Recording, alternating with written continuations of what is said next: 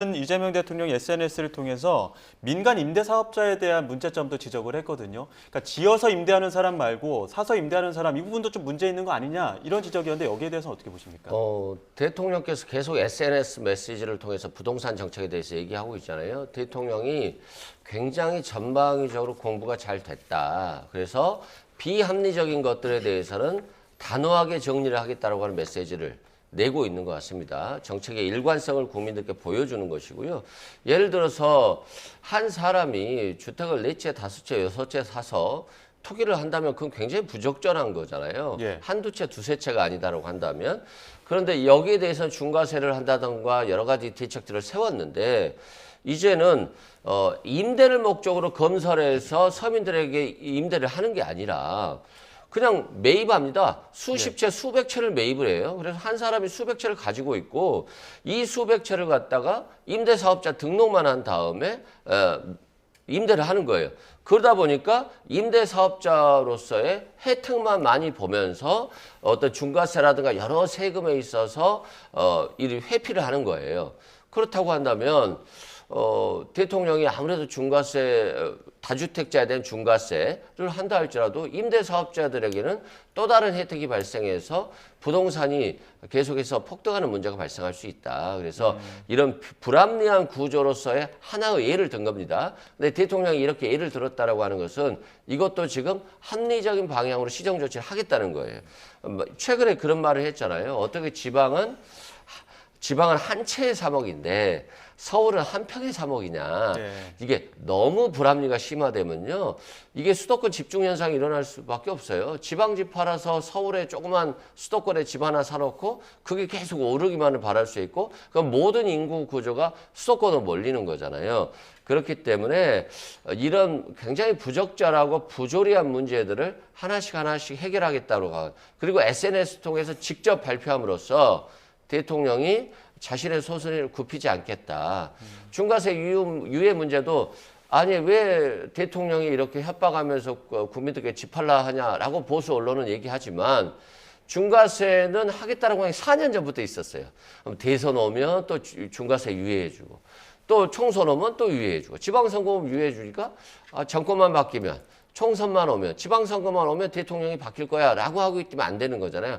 이번에는 절대 어떤 정치를 위해서 국민의 어떤 세금 문제라든가 부동산 문제를 절대 놓치지 않겠다라고 하는 강력한 메시지를 냈다라고 보시면 될 것 같습니다. 예. 이재명 대통령이 그 똘똘한 채 이야기하면서 비거주 1주택까지도 문제를 삼았는데 국민의힘에서는 그러면 이거 대통령 먼저 팔아라, 분당집 먼저 팔라 이런 주장 나오고 있는 상황인데 여기에 대해서는 어떤 입장이세요?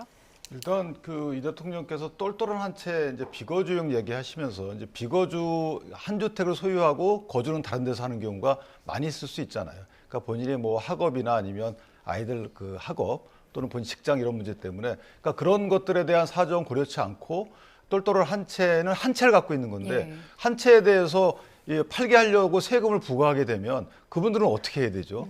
이거 세금을 내는 수밖에 없는 거잖아요. 그렇다고 해서 뭐 직장을 옮길 수 있는 여건이 안 된다 그러면 그대로 세금을 맞는 상황이고 그대로 살아도 만약에 똘똘한 채 세금을 부과한다 그러면 이거는 세금을 위한 정책이지 주거 정책이 아닌 거죠. 그러니까 그런 어떤 주택 시장에 대한 신조를 갖고 있었다면 이 대통령이 2014년도에 국회의원 당선되고 나서 계양에 사셨잖아요. 예. 그럼 그때는 왜 안 팔았냐 이거죠. 그 똑같이 투기성 수요인가요? 그러니까 본인은 다 거쳐오면서 불가피성을 알았을 거 아니에요. 그런데 그거는 본인은 이해를 하면서 국민들이 여러 가지 사정으로 그 불가피한 사정으로 비거주용 1가구 1주택을 갖고 있는 거에 대해서 이건 투기성이다 이렇게 진단하는 것이 맞느냐. 기본적으로 안 맞는 거죠. 그래서 물론 핀셋으로 골라낼 수 있으면 적절하겠지만 이것이 불가피한 비거주인지 아닌지를 어떻게 합니까? 일일이 다 그럼 국민을 감시하겠다는 건가요? 그러니까 어느 정도는 정책을 위반할 때 불가피한 부분을 인정해주고 넘어가야 되는데 그런 측면에서 문제가 있다는 거고 그다음에 민간 임대주택 관련돼서 아까 말씀 주셨지만 이 부분은 대통령이 화두를 던질 만은 해요. 그런데 이게 2015년도부터 있어 왔던 거예요. 저희가 임대주택법이 생겨서 임대주택을 많이 공급하자 해가지고 그 당시에 민간과 공공이 건설과 매입을 통해서 임대 분량을 많이 생산해냈다고요. 이것이 2014년도부터 있었던 거니까 지금 오늘내 있었던 제도가 아닙니다. 그러니까 민간 임대주택을 할 때 그 사람들은 10년간 못 팔아요. 10년간 임대를 쭉 유지해야 되는 거고, 그 다음에 5% 이상을 임대료를 못 올려요. 이런 식으로 어느 정도 재산권에 제약을 주면서 당신들은 많이 사도 이거 세제 혜택을 주겠다라고 여야가 합의해서 만든 법에 의해서 되는 거거든요. 그런데 지금 와가지고 이걸 고칠 필요성이 있다라고 문제 제기는 좋지만 이게 마치 악인 양 이런 식 관점을 들이대게 되면 그간에 합의해가지고 법으로 특별법 만들어서 온 건 뭐죠? 그러니까 이런 식의 관점이 안 맞다는 겁니다. 대통령이 이런 건 지적할 수 있죠. 그러니까 10년 동안에 임대주택을 유지할 의무가 있는데 만약에 거의 재건축이 되면 그건 의미가 없어지거든요. 이런 것들을 지적하실 수가 있어요.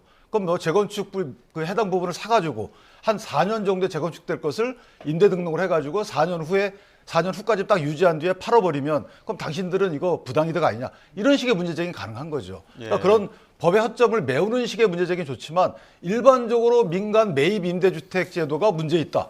이거는 저는 동의하기 어려워요.